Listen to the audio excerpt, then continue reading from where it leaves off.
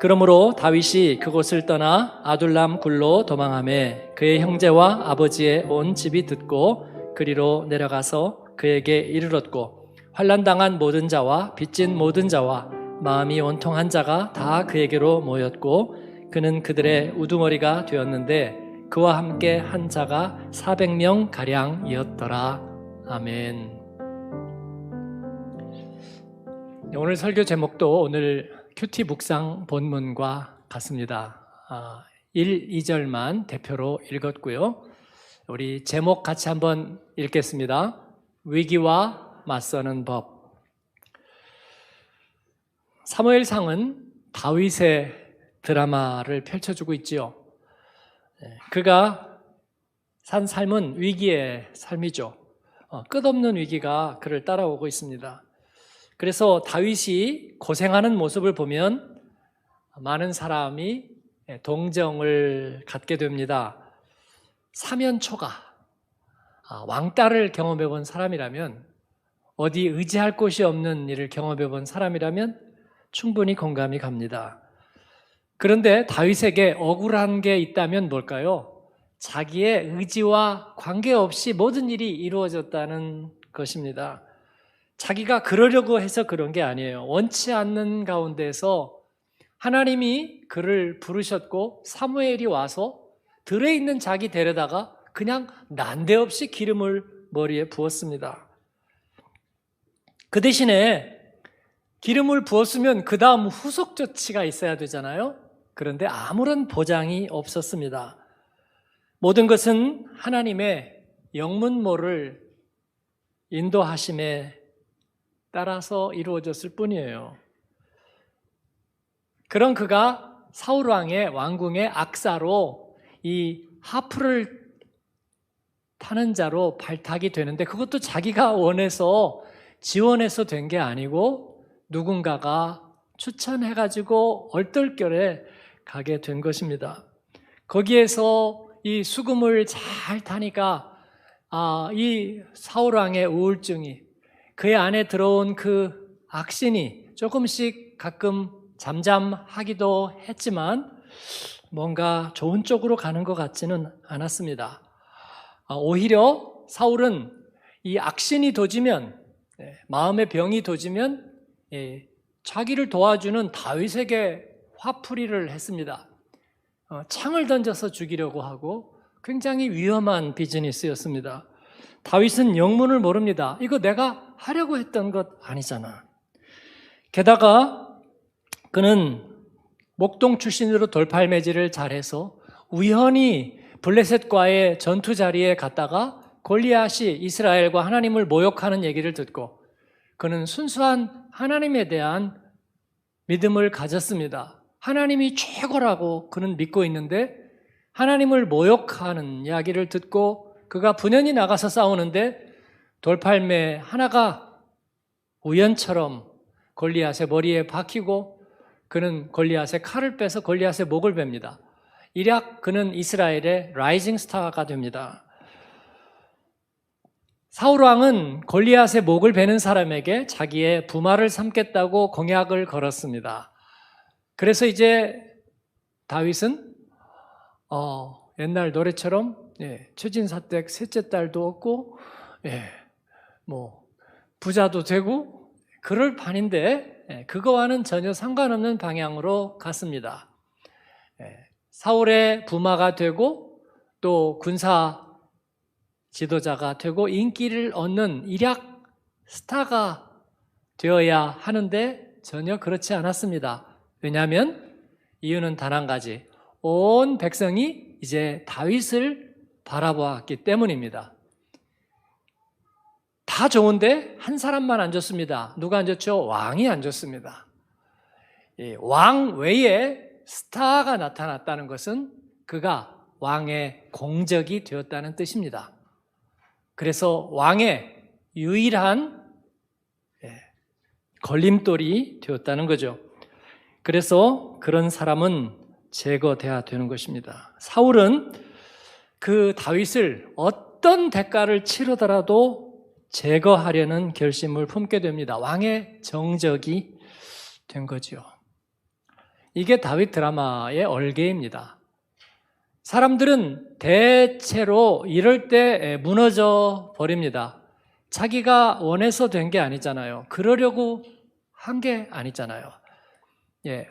아이들은 자기가 뭘 모르는 가운데서 억울한 일을 당하면 보통 엄마에게 화풀이를 합니다. 엄마 때문에 그랬잖아. 아! 내가 몰랐잖아. 그러면 엄마는 미안하다고 그러죠. 어우, 저거 봐, 저거.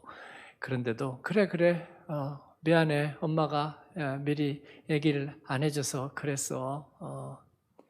그런데 성장하고 인생을 살면서도 그런 일은 부지기수로 많아요.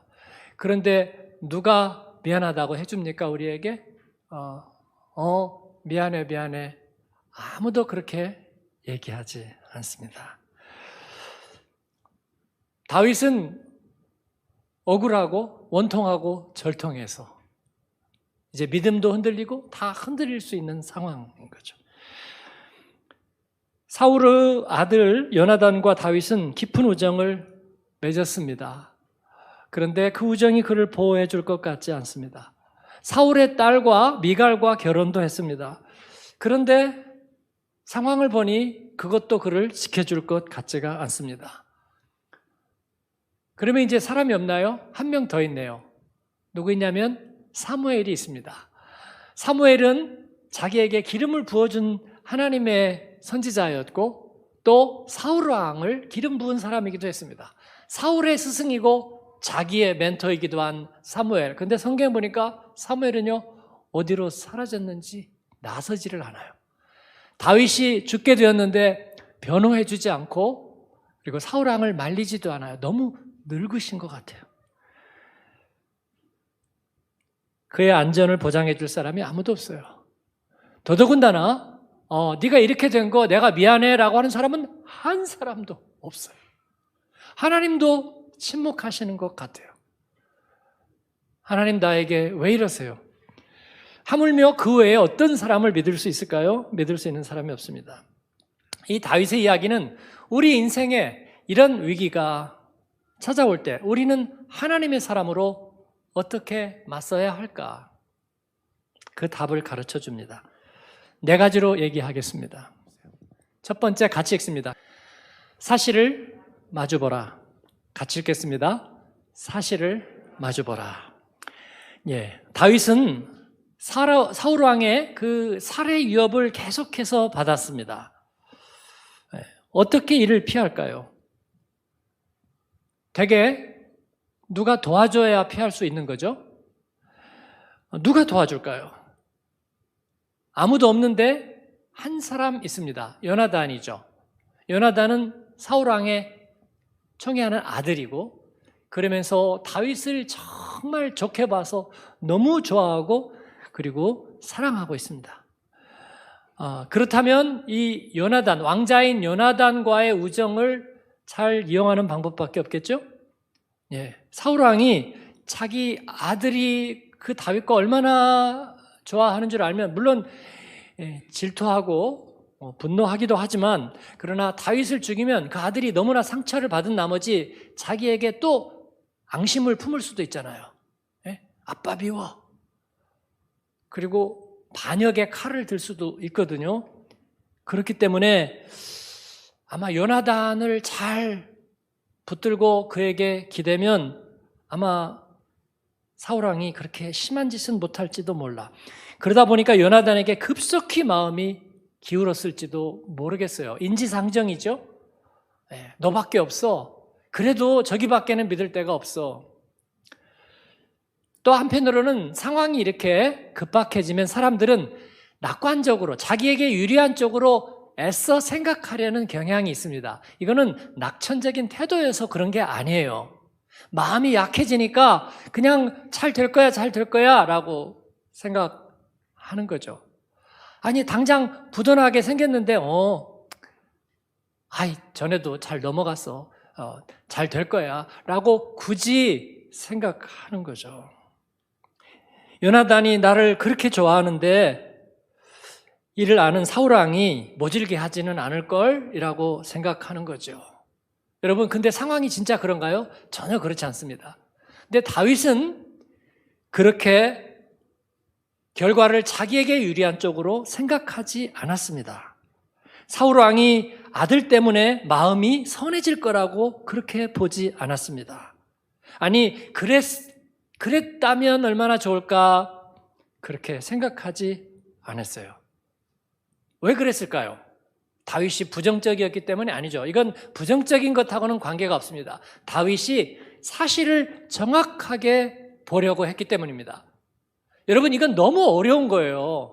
모든 것이 나에게 안 좋게 얘기가 되는데 그것을 정확하게 본다는 것은 불가능한 거예요. 어려워요. 근데 다윗은 그만큼 용기가 있는 것 같지는 않았는데 어떻게 그랬을까요? 그 얘기도 제가 할 거예요. 예를 들어서 사울이 다윗에게 창을 던집니다. 그냥 던져본 게 아니고요. 우리도 왜 그런 거 있죠. 접시를 막 화가 나서 던져. 근데 나중에 치우기 좋은 쪽에다가 이렇게 던지잖아요. 나 화났어? 그런 거나. 아니면 발로 차는데 값비싸지 않은 거를 이렇게. 그러면 안 돼요, 여러분. 그런데 사울은 그렇게 한 게 아니라 정말 죽이려고 던졌어요. 창을 2번이나 죽이려고. 사리를 품고 오른손 던졌어요. 그런데 창이 길어가지고 컨트롤이 안 되니까 그 다음엔 짧은 걸로. 진짜 죽이려고 그래. 단창을 던져.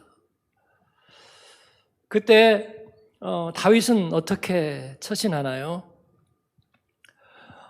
쇼크를 받아가지고 이게 뭐야? 왕이시오. 왜 그래요? 왜 그래요? 쇼크를 받지 않았어요. 또 정에 호소하지 않았어요. 배가 어쩌려고 그러세요? 왜 저한테 왜 그러세요? 왜 제가 왜 그러세요? 하지 않았습니다. 또 설득하려고 하지 않았어요. 아니요, 잠깐 가만히, 제발 가만히, 제가 다 얘기해 드릴게요. 제가 아까 들을 때 제 태도가 마음에 안 드셨죠? 제가 왜 그러냐면요, 제가 배가 아팠거든요. 그래가지고 그렇게 하지 않았습니다. 그럼 어떻게 했나요? 말없이 도망갔어요. 상황을 보고 말없이 도망갔습니다. 또 아내 미갈이 와서 그래요. 집에 와서 잠을 자려고 하니까 아버지가 오늘 저녁에 당신을 죽일 것 같다는 거예요. 그러니까 도망가라고. 창문 넘어서 도망가라고. 그러니까 모양 빠지잖아요. 다윗이 거기에서 영웅행세를 하지 않습니다. 나더러 도망가라고? 당신 아버지가 잘못한 거 알고 있어? 근데 나보고 도망가라고? 야, 이거 왜 이래 이거? 웃기는 소리 하지 마. 그러면서 자꾸 가방 쳐다보는 거예요. 다윗이 그렇게 하지 않았습니다. 고집 부리거나 영웅행세하거나 오라 그래. 나 여기서 죽을 거야. 그렇게 하지 않았고요. 그냥 도망갔어요. 도망가라고 하니까 창문 넘어서 도망갔습니다. 그래서 다윗의 특기는 36개 줄행랑 도망가는 거예요. 왜 도망갈까요? 왜냐하면 눈앞에 온 그 위기와 사실을 정확하게 알고 있기 때문입니다. 사실을 똑바로 보고 있습니다. 하나님을 마음에 둔 사람은 사실을 똑바로 볼 수 있습니다. 현실을 애써 자기에게 유리한 쪽으로 생각하거나 다 잘 될 거야, 잘 될 거야. 나는 이럴 때 낙심하지 않아. 여러분, 이게 좋은 태도가 아닙니다. 여러분, 대통령이나 리더가 그렇게 생각하면 큰일 납니다, 여러분. 잘 될 거예요. 하나님이 보호하사 우리나라 만세니까 잘 될 거예요, 잘 될 거예요. 다 잘 될 겁니다. 그러면 안 됩니다. 군사 지도자가 그렇게 하면 안 됩니다. 적들이 쳐들어온다고 괜찮아 이길 수 있어. 그렇게 하면 안 됩니다. 유비무환의 자세가 아니고 상황 판단을 못하면 자기 사람들을 다 죽이고 그리고 망하게 할 수가 있는 거예요. 기업의 총수가 그냥 무조건 낙관적인 태도만 점쟁이 하나 불러다가 괜찮을 것 같아요. 이번에 9수 넘어가면 괜찮대요. 야, 괜찮댄다. 걱정하지 마. 우리 낙관적으로 헤쳐나가자. 그러면 안 되는 거예요, 여러분. 기업의 총수가. 정확한 데이터를 가지고 있어야 하고, 그리고 분명한 현실을 바로 직시할 수 있어야 하는 거예요.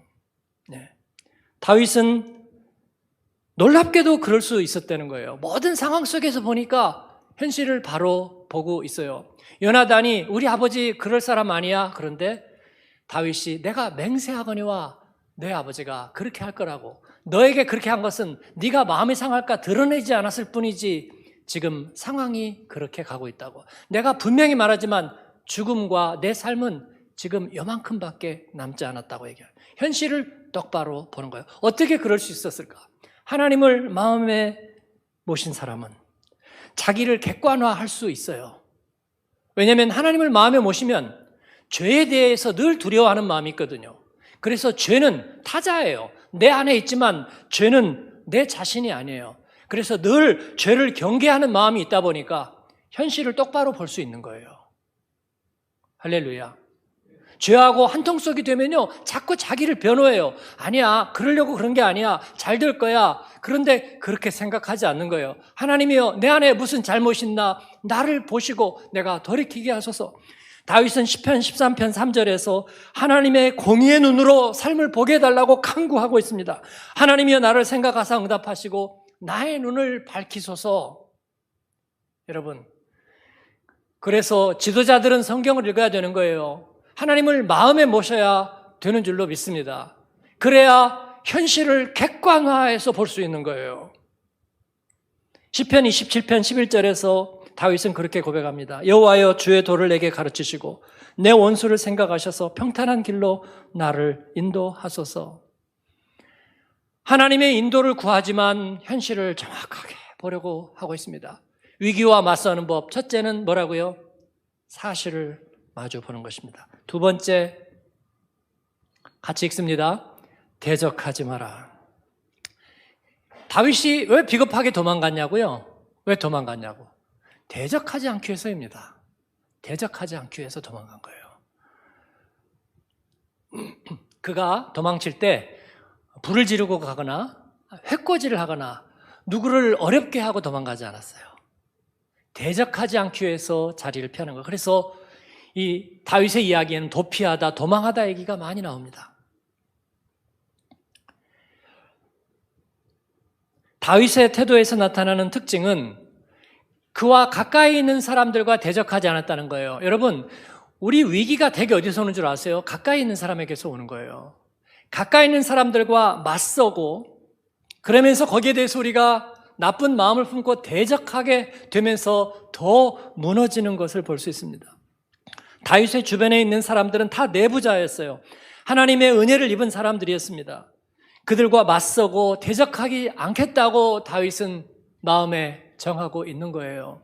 여러분의 일생 동안 하나님의 은혜를 받았던 사람들과 그리고 나와 사랑으로 맺어진 사람들과 대적하지 않는 여러분 되길 바랍니다. 어떤 것도 정당화되지 않을 거예요, 여러분. 그는 자기를 죽이려고 하는 사울왕에 대해서 극도로 조심했습니다. 왜냐하면 하나님의 플랜 안에 들어가 있는 사람이기 때문에요. 하나님이 역시 기름 부으신 사람이기 때문에. 그래서 하나님이 그를 통해서 하신 일을 마무리를 지을 때까지 자기는 간섭하지 않아요. 그래서 사울왕이 자기를 죽이려고 하면서 쫓아다닐 때 다윗은 이쪽 저쪽으로 도망 다니죠. 그러나 함정을 파서 람보처럼 죽이려고 하지 않았어요. 이만큼 참았으면 나도 오래 참았어. 그러니까 이 람보가 하는 게 뭐예요? 되게 함정 파거나 개죽을 왜 나무 뾰족하게 깎아가지고 팍 날라오거나 막 그런 거 하잖아요. 그렇게 해서 위기를 역전시키려는 생각하지 않았습니다. 동굴에 숨었는데 사울왕이 추격으로 왔다가 갑자기 응가가 마려운 거예요. 그러니까 동굴로 들어와서 왕이니까 체면이 있으니까 밖에서 아무 데서나 못하고 동굴로 들어와서 했는데 거기에 또 다윗이 들어있잖아요.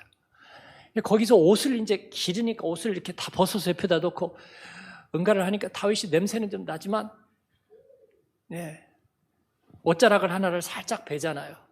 하고 이제 사울이 옷을 찾아 입고 어두운 데니까 안 보이죠. 근데 밖으로 이렇게 나가니까 다윗이 안 잡힐 만한 데서 이렇게 서가지고 얘기를 하죠. 옷자락을 흔들면서. 그러면서 부른 말이 내 아버지여라고 부릅니다. 자기를 죽이려고 어떤 수단과 방법을 가리지 않고 죽이려는 그 사람을 향해서 내 아버지여. 벗어서 내가 당신을 해할 수 있었지만 여기 옷자락이 여기에 왕의 옷자락이 여기 있습니다. 왜 나를 죽이려 하십니까? 라고 얘기하는 거죠. 하나님의 사람이기 때문에 그는 대적하지 않으려는 거예요. 하나님이 이것을 다윗에게 예쁘게 보시는 겁니다. 그는 사울에게 대적하는 어떤 제스처도 하지 않으려고 지극히 주의했습니다. 사울이 죽었습니다. 길보아 산에서 블레셋 사람들하고 싸우다가 전사했어요. 그 다음에 사람들은 이제 다윗이 그 다음에 왕이 될 수 있다 생각해서 헤브론에서 그를 왕으로 추대합니다. 그런데 사울의 집안 사람들이 아직 있습니다. 사울의 아들 중에 요나단도 죽었지만 다른 아들 다 죽었어요. 그런데 이스보셋이 살아있거든요. 왕의 감은 아니에요. 그런데도 사울의 집안 사람들은 이스보셋을 왕으로 옹립한 거예요. 그리고 사울 왕의 오른팔이었던 맹장인 아브넬이 살아있습니다. 그래서 그 아브넬이 이스보셋을 옹립해가지고 왕으로 세워요. 그러다 보니까 왕이 둘이 된 거잖아요. 세상 사람들이 보기에는 내전 상태예요. 북쪽 열지파는 여전히 사울 집안을 따르고 있고, 그리고 신흥 세력들은 다윗을 옹립하는데 내전 상태처럼 보이지만 다윗은 그렇게 생각하지 않았습니다. 사울의 집안과 싸우려는 생각이 전혀 없었어요. 그래서 기다리는 거예요. 7년의 시간을 기다리면서 그는 사울의 집안과 대적하려 하지 않아요. 대적하고 새를 잡으면서 그래서 뭔가를 이룰 수 있다. 여러분, 하나님의 사람은 그러지 않아요. 다윗의 오른팔이었던 요압 장군은 이 아브넬과 라이벌 관계였어요. 그 둘이 한번 전투에서 붙었는데 아브넬이 요압의 동생을 죽였거든요. 이 요압이 앙심을 품었어요. 그래서 아브넬이 다윗과 화친을 맺으려고 다윗에게 찾아오잖아요. 다윗이 대접을 잘하고 해서 잘 보냈는데 요압이 따라가다 우물곁에서 그를 암살해버립니다. 다윗이 요압을 칭찬했나요? 아니, 칭찬하지 않았어요. 너무 책망했는데 요압은 너무 커요. 그래서 다윗이 요압을 사형 언도를 내리지 못하고 대신에 나중에 솔로몬에게 유언을 합니다. 요압은 가까이 하지 마라. 요압을 제거해야 된다. 다윗은 사울과 대적할 생각이 없었다는 거예요. 사울의 집을 뿌리 뽑으려고 생각하지 않았어요. 그래서 이 사울이 죽었을 때 사울의 전투를 본 사람이 없잖아요. 근데 어떤 아말렉 소년이 사무엘하 1장에 보니까 아말렉 소년이 다윗의 군에 투항해 와요. 그러면서 자기가 사울을 죽였다고 얘기해요. 그러면서 상을 달라고. 다윗이 그 얘기를 듣고 대노하고 분노하면서 그 아말렉 소년을 사형에 처합니다. 그리고 사울의 원수를 갚아요. 또 사울의 남은 아들이 이스보셋이었다고 그랬잖아요. 이스보셋이 암살을 당합니다. 왜냐하면 아브넬도 죽고 이제 사면초가가 되는데 이스보셋을 죽여서 다윗에게 가지고 가면 또 상을 받을까? 사람들은 왜 그러죠? 두 명이 이스보셋을 목을 베가지고 다윗에게 오는 거예요. 다윗이 그 얘기를 듣고 또 기뻐하지 않습니다. 두 사람을 사형에 처합니다. 그리고 너무나 슬퍼하죠. 이스보셋도 아브넬도 너무나 크게 장사를 지내고 그리고 슬퍼하고, 또 사울과 요나단이 죽었을 때는 활의 노래라는 구약성경의 가장 아름다운 시를, 다윗은 어차피 시인이잖아요. 가장 아름다운 시를 써서 사울과 그리고 요나단의 영전에 바칩니다. 다윗은 하나님의 사람과 대적하지 않았어요. 그래서 그의 위기는 연단으로 해서 넘어가 버리는 거예요. 그런데 그가 대적했다면 그는 똑같이 거기에서 무너졌을 겁니다. 그러면 다윗은 뭐 했나요? 14년 동안 슬기로운 도피 생활. 이리저리 헤매이고, 그리고 그는 약하기 때문에 많은 허물도 보입니다. 거짓말도 했어요. 노베 제사장 아히멜렉에게 가서는 거짓말합니다. 물론 자기로 인해서 피해를 볼까 염려해서 한 것이지만 선의의 거짓말이긴 하지만 자기가 왕의 칙명을 수행하는 중이라 그건 거짓말이잖아요. 그리고 자기가 배가 고픈데 자기 수하들을 숨겨놨는데 먹여야 되니까 떡을 5덩이만 달라고, 그것도 거짓말이죠. 또 골리앗을 벤 골리앗의 칼을 좀 달라고, 그래서 그 칼 쓸 데가 없었어요. 다윗은 그 칼을 한 번도 쓰지 않았습니다. 얼마나 답답했으면 적국인 블레셋의 왕에게 가서 피신하려 했을까요? 또 부모가 자기를 찾아옵니다. 그 부모도 얼척없죠. 다윗도 지금 자기 목숨도 부지하기 어려운데 다윗을 찾아가서 자기를 보호해달라고 그러니까 다윗은 답답한데 방법이 없어요. 거기 모압 왕에게 또 찾아가요. 모압 왕에게 찾아가서 우리 부모 좀 지켜주세요. 그가 그렇게 용기 있는 사람이었는가 잘 모르겠습니다. 그러나 하나님을 향해서 역주행하려는 생각은 없었어요. 오히려 사울과 요나단의 죽음을 깊이 애통합니다. 저는 옛날에는 성경을 사극처럼 읽었습니다. 사극에 보면 어떻게 해요? 다 제스처죠. 다 제스처예요. 그래서 자기를 힘들게 하던 사람이 죽었는데 좋아야 마땅하는데 좋으면 체면이 안 서니까 우는 척을 하는구나. 저는 그렇게 생각했어요. 믿음이 없으니까. 믿음이 없었다. 복음을 잘 모르니까. 제가 복음을 다시 발견하고서 성경을 읽을 때 제가 이게 이해가 됐어요. 다윗의 눈물이 악어의 눈물이 아니로구나. 하나님의 주권에 대한 깊은 두려움을 가지고 있기 때문에 자기에게 해를 끼치지만 그러나 하나님의 손에 한번 붙들렸던 사람이니까 내가 그에게 대해서 대적하지 않는구나. 그래서 여러분, 우리는 예수 그리스도를 주로 영접하고 복음을 맞이한 사람은요, 어떤 경우에도 안티기독교는 될 수 없는 거예요. 저는 하나님 앞에 그렇게 약속했어요. 교회가 돌을 맞으면 저도 같이 맞겠습니다. 예수님이 비난을 당하면 저도 같이 비난을 당합니다. 예수님을 위해서 비난당한다는 얘기할 수 있어요. 근데 제가 우리 교회 장로님들, 안수 집사님들 세우면서 한 얘기 기억하시죠? 이분들이 잘못해서 비난받으면 목회자인 저도 같이 비난받고 저분들이 망하면 나도 같이 망하겠습니다. 그런 거예요. 장로님, 안수 집사님들, 우리는 그런 사이예요. 이런 걸 뭐라고 해요? 세상 말로? 빼박. 빼도 박도 못하는 거야. 그런 거예요, 여러분. 그런 거예요. 권사님은 왜 빼냐고요? 권사님들은 다 잘하거든요. 권사님들은 저보다 다 잘해요. 그러니까 저하고 장로님, 안수집사님들만 잘하면 돼. 우리 순장님들도 마찬가지고요. 그렇습니다. 대적하지 않는 여러분 되기를 축원합니다. 세 번째 같이 읽습니다. 악의를 품지 마라. 다윗이 위기와 맞서는 중요한 태도는요, 악의를 품지 않는 거예요, 여러분. 노골적인 증오와 적대감에 대해서 어떻게 하겠어요? 저쪽에서 음모를 꾸며요. 그러니까 이것들이 나를 천하호구로 보네. 왜 이래 이거? 나도 성깔이 있는 사람이야. 그래서 오케이, 변호사 불러. 누구 한 명 불러. 그래가지고 같이 음모를 꾸며요. 음모를 꾸며서 너희들 한번 되게 당해봐라. 그렇게 하지 않았습니다. 왜냐하면 음모란 좋은 동기에서 시작을 했든지 어쨌든지 음모란 악의가 없으면은 할 수가 없는 거예요. 악의를 가지려면요, 죄를 불러들이지 않으면 안 돼요.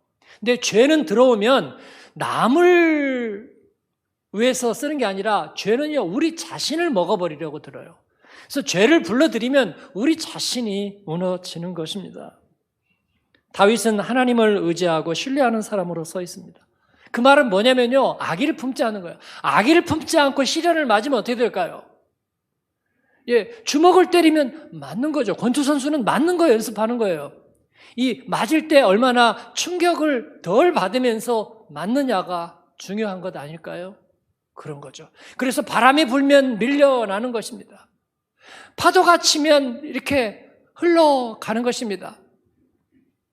그러면서 하나님의 인도하심을 기다리고 있습니다. 바람이 부는 대로 물결이 치는 대로, 영으로 난 사람은 이러하니라. 성령의 바람이 부는 대로 물결이 치는 대로, 그렇게 우리는 그냥 덧없이 흘려다니고 운명대로 사는 것이 아니라 하나님의 은혜의 인도하심을 받는 것입니다.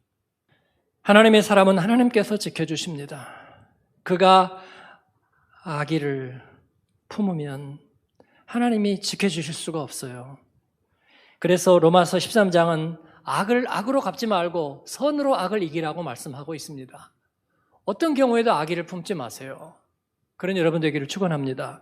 네 번째, 같이 읽을까요? 담대하라. 원수들은 대적에 대해서 너그럽지 않습니다. 사울은 다윗을 도와주려나 고발하지 않는 자기 모든 백성을 반역자로 몰아버립니다. 악하죠. 자기 백성인데 다윗을 도와줬다고 해서 마치 공산당 도왔던 부역자처럼 취급하는 거, 이거 나쁜 거죠. 사무엘상 22장 8절에 그가 뭐라고 얘기했냐면, 너희가 다 나를 공모하여 나를 대적하며 내 아들이 이새의 아들과 맹약하였을 때 내게 고발하는 자가 하나도 없고, 아니 자기 아들이 다윗을 도운 것을 고발하지 않았다고 백성들을 반역자 취급하는 거예요. 나를 위해 슬퍼하거나 내 아들이 내 신하를 선동하여 오늘이라도 매복하였다가 나를 치려는 것을 내게 알리는 자가 하나도 없도다. 여러분, 정신병이 깊었어요. 자기 아들이 자기를 배반해서 매복해가지고 자기를 죽이려 한다는 거예요. 그런데 너희들은 그것을 고발하지 않지 않느냐? 백성들을 다 적으로 돌리고 있어요. 마음의 병이 깊었습니다. 그래서 제사장 아히멜렉이 다윗을 도왔다는 얘기를 듣고 분노하는데, 그걸 밀고 한 자가 있었어요. 에돔 사람 도액이 밀고 하는 거예요. 상을 받기 위해서. 다윗 같으면 어떡할까요? 그 사람을 벌 주는 거죠. 밀고 한 자를. 그런데 사울은 도액을 통해서 제사장들 죽이라고 그래요. 제사장 85명을 학살을 합니다. 그것도 분노가 안 풀려서 그 마을에 있는 어린 아이들과 여자들까지 학살을 해요. 여러분, 이것은 아합과 이세벨 수준이에요. 헤롯 대왕 수준입니다. 그런데 여러분, 문제는 뭐냐면 다윗의 태도예요. 자기가 가는 곳마다 자기 때문에 사람들이 죽임을 당하고 어려움을 당하면요, 사람들은 무너져요. 보통 무너져 버려요. 다윗도 얘기합니다. 그런데 그 아히멜렉의 아들 중에 구사일생으로 살아남은 자가 있었습니다. 그게 누구예요? 아비아달이죠. 아비아달. 나중에 계속 나오게 될 거예요. 다윗이 그 사람을 쓰고 돌봐주거든요. 아비아달. 근데 그 아비아달이 와서 다윗에게 이야기를 하니까 다윗이, 여러분, 멘탈이 약한 사람은 거기서 아마 무너져 버렸을 거예요. 내가 가는 곳마다 나는 저주받은 인생인가? 하나님 왜 그러세요? 그리고 아마 목을 맬 수도 있었고요. 아마 비관할 수도 있었고, 아니면 정신 이상이 될 수도 있었을 겁니다. 그는 자신의 탓이라고 자책하긴 하는데 하나님을 원망하거나 절망하거나 주저하지 않습니다. 왜요? 양심이 없어서? 아니죠. 그렇게 되면 하나님은 저주를 부르는 분이 되고 자기는 저주받은 길을 가는 거예요. 사랑하는 여러분, 여러분의 인생에 어려운 일이 있었지만 여러분은 저주받은 사람입니까? 여러분의 길은 저주의 길입니까? 아니잖아요. 그래서 우리는 아니라고 선언해야 되는 거예요. 아니라고 선언해야 되는 것입니다. 다윗은 그러지 않고 담대했습니다. 하나님이 나를 사랑하는데 누가 나를 대적하려, 누가 나를 정죄하고 고발하리요? 로마서 8장처럼 그렇게 얘기하는 거예요, 여러분. 그래서 제가 자녀들에게 어려운 일 생기면요, 여러분, 만약에 아빠가 운전하다가 졸았는데 자녀가 뒤에 있다가 다쳤다. 그럼 어떻게 해요? 목숨을 끊어야 돼요? 아니면 일생 동안 원망에 저주해야 돼요? 제가 극단적인 예를 들어 죄송해요. 근데 제가 가정에 어른이 생기면 신방 가면 제일 먼저 하는 말이 원망하거나 자책하지 말라는 거예요. 내가 잘못했어. 그건 괜찮아요. 그런데 거기에서 더 넘어가면 여러분, 우리가 우리 자신을 저주하는 거예요. 그러면 안 되는 거야. 팔이 부러졌다. 그건 붙어요, 여러분. 그걸 가지고 믿음을 내던지면 어떻게 할 수가 없는 거예요. 그러기 위해서 우리는 하나님을 모시고 담대해야 돼. 담대해야 돼. 사업하는 분들은 안 되면은 잘못하면 하루아침에 사기꾼이 되는 거야. 투자자들에 대해서, 가족에 대해서. 제가 그렇게 기도하는 거예요. 밤중에 차 타지 않게 해달라고. 근데 그러기도 전에 우리가 먼저 저주받고 정죄할 생각부터 하는 거, 이거 잘못된 거예요. 담대하셔야 돼요. 하나님의 길을 가고 주님과 함께 길을 가면서 담대한 여러분 되길 바랍니다. 그는 정죄당하지 않고 고발당하지 않습니다. 인도하시는 하나님이시라. 다만 사슴이 시냇물을 찾듯이 하나님을 구하고 하나님의 얼굴을 찾을 뿐이에요.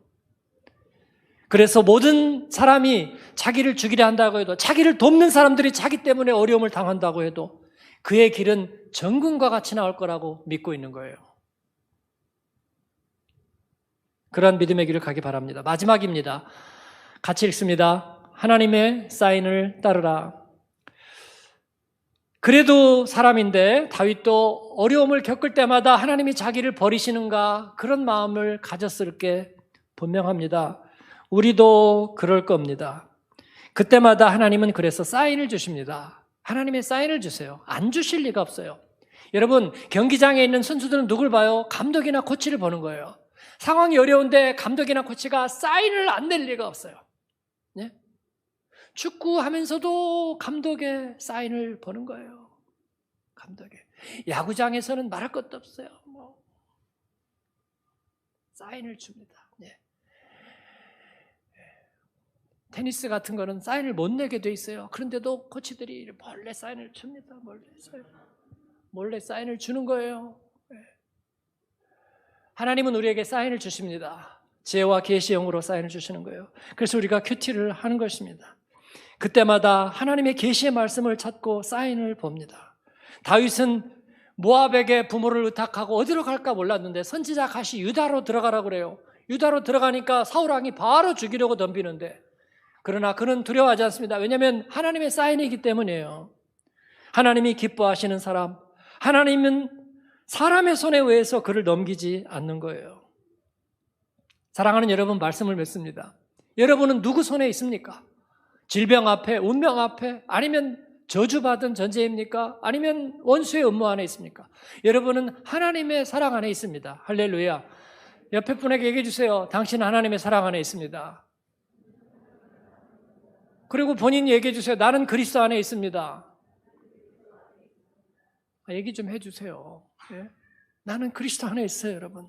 우리는 하나님의 사랑받은 자입니다. 인생의 진정한 위기란 하나님과 등을 돌리는 것이지 세상에서 겪는 어려움을 말하는 것은 아닙니다. 사실을 그대로 보세요.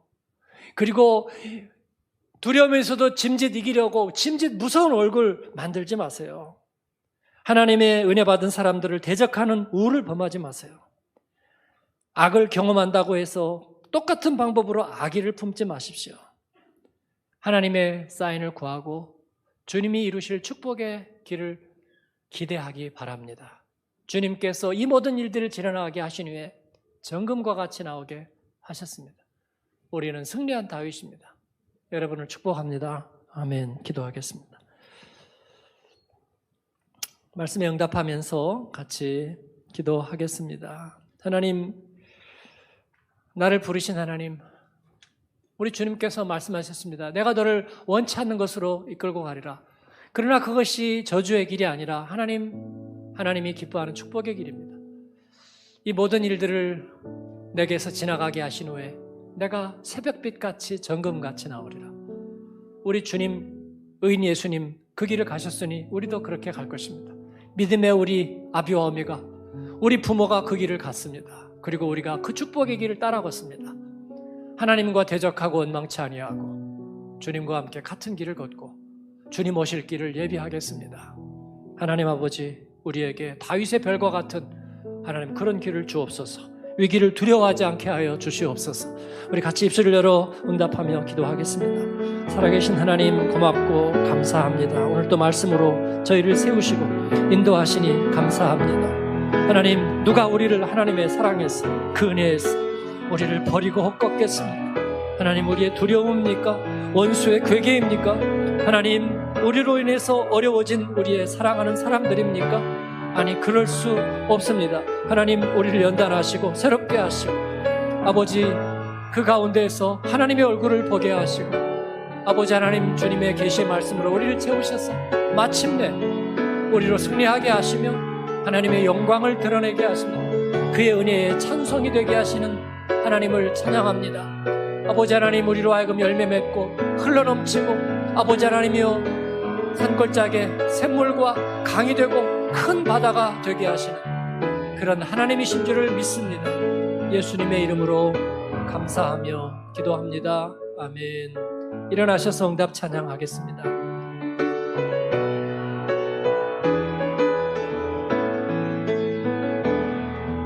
내게 허락하신 시련을 통해 나의 믿음 더욱 강하게 자라나고 험한 산과 골짜기 지나는 동안 주께 더 가까이 나를 이끄시네. 내가 겪는 시험이 어렵고 힘겨워도 내 주님보다 내 주님 크지 않습니다. 크지 않네.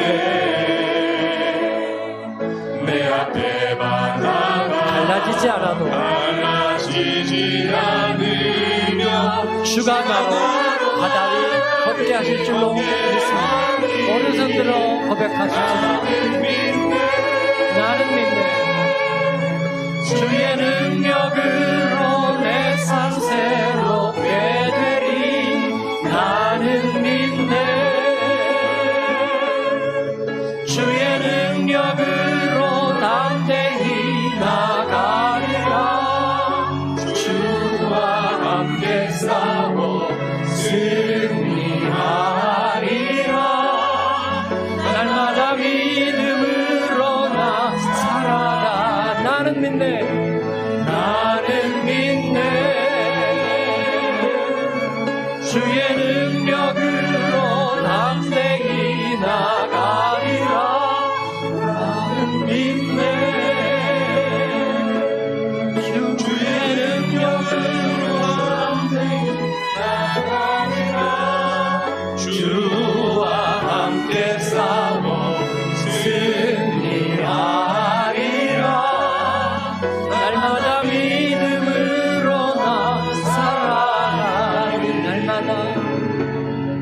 날마다 믿음으로 나 살아가리.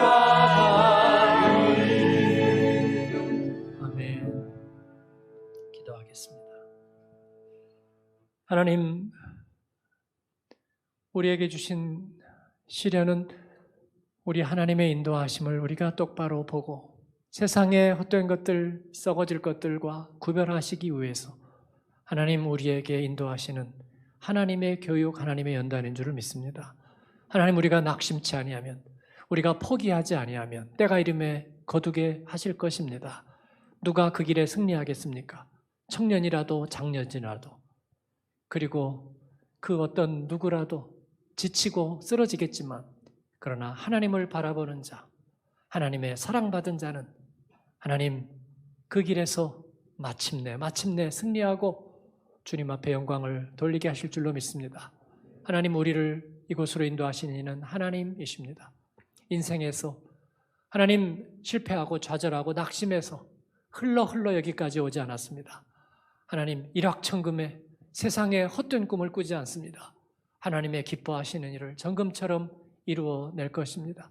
들리는 소문에 좌우되지 아니하고 세상의 흐름에 좌우되지 아니하고 하나님의 말씀 위에 서서 살아가는 진실된 주님의 사람들을 다윗처럼 축복하시고, 하나님이 일생 동안 베푸는 삶 살게 하시고, 일생 동안 하나님의 사람을 세우는 일에 쓰임받게 하시고, 일생 동안 등대된 주의 교회 되어서 잃은 영혼 찾고 생명을 구원하는 일에 쓰임받는 복된 천국 시민 되게 하여 주시옵소서.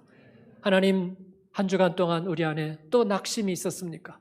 하나님, 질병이 우리 안에서 자리 잡고 있습니까? 부모님들에 대한 소식들이 우리의 마음을 무겁게 합니까? 담대하게 하소서.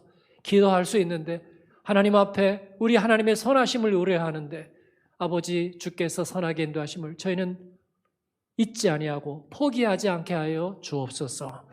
감사합니다. 흩어진 가족, 한국 방문 중인 교우들, 하나님 어디 가든지 좋은 소식 가지고 세상에 동화되지 않고 세상을 이기는 좋은 소식으로 있다가 승리의 모습 가지고 돌아올 수 있도록 인도하여 주옵소서. 오늘 또 드린 예물 주님 구별하여 받으셔서 하나님의 것을 구별하는 이들에게 물질로 인하여 두려워하고 아버지 하나님 그 앞에서 떨지 않게 도와주시고 매이지 않게 하시고 하나님 앞에 좋은 청직이 되어서 일생 동안 베풀고 섬기고 주님의 교회를 영화롭게 하며 복음을 증거하는 일에 쓰임받는 이름을 남기는 아름다운 성도들 되게 하여 주옵소서. 구원을 기대합니다. 주님이 이루어주실 영적 폭발과 축복의 놀라운 기폭제를 기대합니다. 하나님께서 기대하는 모든 이에게 준비되게 하시고 축복하여 주옵소서. 이제는 우리 주 예수 그리스도의 은혜와 하나님의 사랑과 성령의 교통하심이 말씀 앞에 결단하며 위기 앞에서도 흔들림 없이 나가기로 다짐하는 믿음의 공동체 위에 지금부터 영원까지 함께 하시기를 축원하옵나이다. 아멘.